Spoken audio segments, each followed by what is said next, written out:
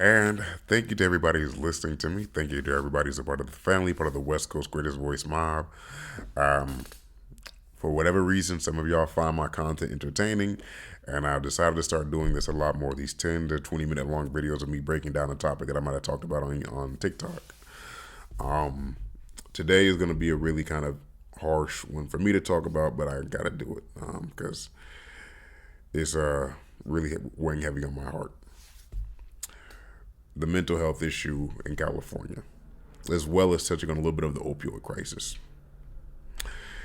If you live in Northern California, it is no news to you. It is no shock that there are thousands of people, if not in the streets of Sacramento, but in the streets of Stockton, in the streets of San Francisco, walking around crazy, scratching demons out their goddamn head. It's no secret. I had just talked about, I think it was 2 days ago, how in Stockton they were worried because that Stockton shelter for the homeless was at the point of almost closing. Because from what I understand, they're suffering from a lack of funds right now. But the city, I guess, declared it a local emergency, and now they're receiving some funding from the city to stay open. There are a lot of people right now, I'll say, who are walking around mentally ill. In my previous videos, I'll say for the last 7 to 9 months, I have been very harsh, if not unsympathetic, to people who are, vagabonds in the street. Because a lot of them, I can tell you where I live at in Galt, they are breaking into small businesses. They're robbing places where people are having honest livings. I think I heard there's one Save Mart where I heard people literally just go in there every day and just walk out with carts full of groceries and just run off because, reality is we're in California and under the Prop 47 era, you can do that and it not be a crime. It would be a crime, but it'd be a misdemeanor, so you'll be out the next day. It's catch and release kind of thing. And I'm bringing all this up to say this.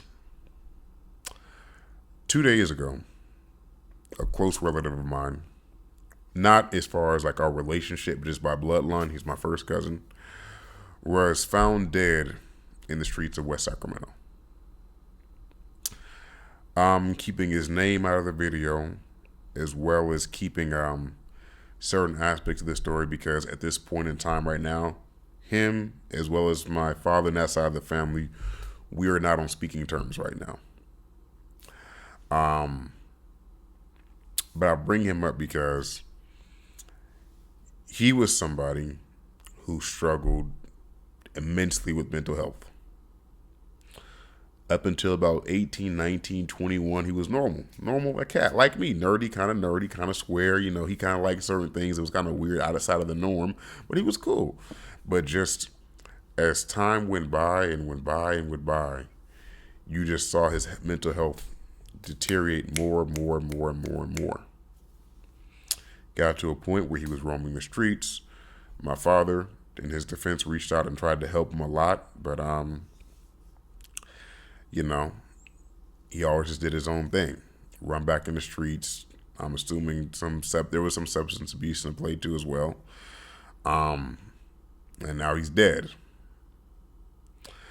Found him in the streets in West Sac. No news story talking about this because, like I told you, that's when you understand the power of media, when you realize how much stuff that really do happen that they don't talk about, or all the stuff that you even care about just because the news happened to talk about it. And we weren't close. We weren't close. I ain't gonna say we were. I'm not even gonna fake the funk on here. Like, we were close, but it fucked me up because I made some very, very harsh comments to some of the mental health issues that a lot of people in my family deal with. Speaking about certain people in my family, and it kind of went full circle that within 2 weeks of me making those comments, one of my relatives, my first blood cousin, this ain't no like he like my cousin, he's first blood cousin, he my auntie's son, was found dead in the streets. I ain't gonna try to turn this into a self-pity moment because I don't feel like I deserve that right, but I'll just say I ain't gonna hold you, bro. I'm a little fucked up just because of my guilt in the situation, the guilt that I might feel for the comments that I made, and also with me, I guess, some of the comments that I've expressed about people who are homeless, who are struggling with mental health, who happen to be on the streets. The argument that I've always made against these people was that at the end of the day, they chose the situation that they are in. There are a lot of people, not all, who choose to be homeless. There are a lot of people who are refusing the help. But for those of them who are just mentally ill, for those of them who just even, and I'm gonna say this, even for those of them who choose to not get their shit together, and even for those of them who just lack the mental capacity to even make the conscientious decision to choose to look for help, to get help, at the end of the day, the end result is the same for both parties. The end result is the same for both parties. Like, and whether my cousin suffered with mental illness or not, at the end of the day, the end result was him being found dead in the street. Nobody gave a fuck about it. Nobody cared. And I think that's the hardest part about all of this when you have a conversation about this stuff, bro. Because if you're speaking from the perspective of somebody who I'll say has one of these small businesses, let's say in Galt or in Lodi or in Stockton, that has been vandalized by these people who struggle with mental illness, then you don't give a fuck about them. You don't want to hear any of the shit that I'm talking about. You want these motherfuckers off the street, and you don't want them assaulting your place of employment. You don't want them doing any damage. We don't want to deal with them. But if you just so happen to be somebody who I guess deals with these people closely, or somebody who's related to one of them, then you might look at it and say, well, damn, bro, bro, you got to give them some sympathy, bro, because at the end of the day, bro, they're humans just like us. And I'm going to say this, and this was a point I was making when I was talking to one of my cousins earlier. I do security for a living. Top flight security of the world, Craig. And we are not peace officers. We're not peace officers. We do not have the right to arrest you. We do have the right to detain you because, like my particular company, we do federal contracts. Bringing this up to say this. One of the struggles that I have always had doing security, particularly as a black man, particularly coming from an environment that a lot of my family members come from, that I come from, honestly, is that there are times where, regardless of whether you understand where the person's coming from, regardless of where you understand where the person's mental state, mental awareness is coming from, you have to still do your job. So, for example, there was a person that I had leave the office 2 days ago. He got mad, started talking that fuck shit to one of the people that were on the fuck you, you black motherfucker. You don't know the fuck. Then the fuck my benefits, my fucking benefits, get my fucking benefits. And, I had to tell him, hey, bro, pipe that down, bro. Pipe that down, bro. You got to go. Scoot, bro. You got to go. I understand, sir, but pipe down. You got to go. Scoot. And I could clearly tell that this man, there was some wheels that were not spinning. I can tell that, he pushed on doors that said, I can tell he genuinely suffered mental health. Hence why he was receiving benefits in the first place. Honestly, just like he had a freak out because he didn't have his medicine. But regardless, I have a job to do. Now, that's just me being a security guard saying, hey, you have to leave here.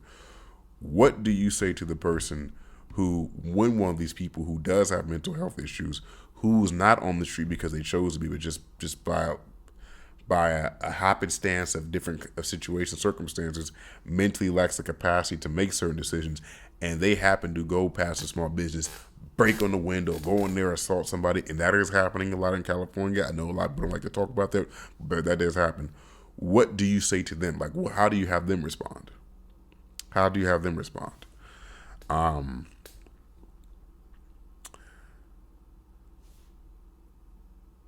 don't know what the answer is to helping the mental health issue in California.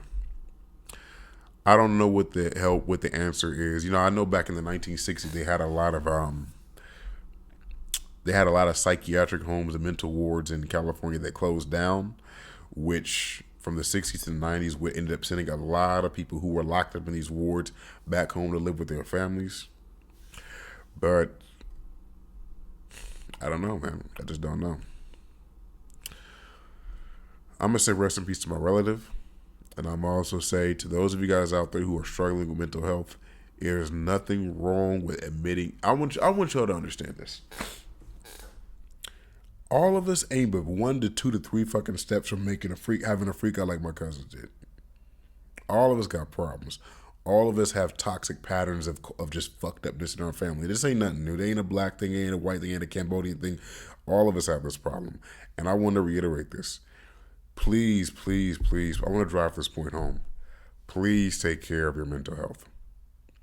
There are a lot of y'all at your job that are this close to slapping the shit out of somebody at your job. Somebody you so quick to slapping Karen in the face with that goddamn stapler. Oh my God. Please, please take care of your mental health. Because we live in a day and age where you go day in and day out back to work. These people will try to push you, be it your clients, be it your coworkers.